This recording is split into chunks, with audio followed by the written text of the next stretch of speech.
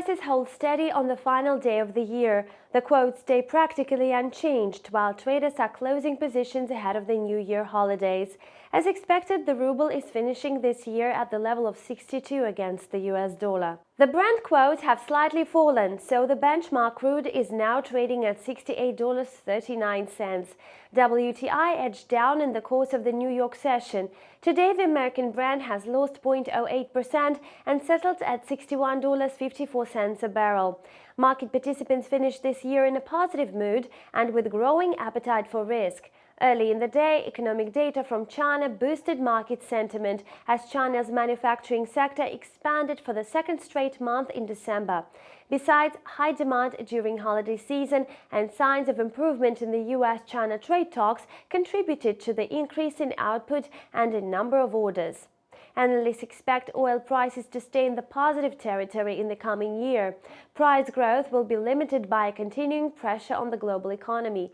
Extensive shale oil production in the US may weigh on oil quotes in the first quarter of the new year.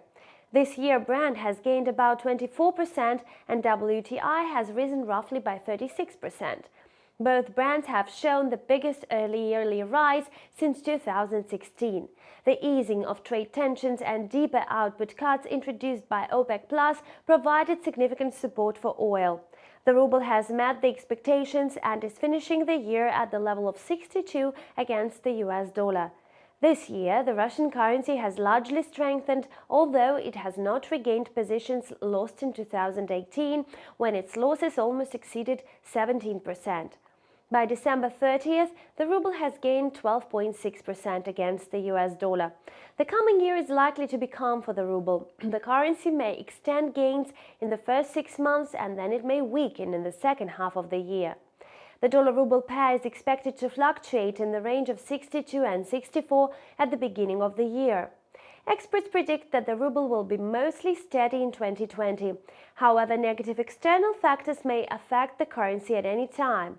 Presidential elections in the US are coming next year, and the market is usually very sensitive to the election agenda. In 2019, the ruble has been supported by many factors, including high oil prices and favorable external background. Besides, the policy of the Bank of Russia and reduction of the interest rate benefited the ruble as well.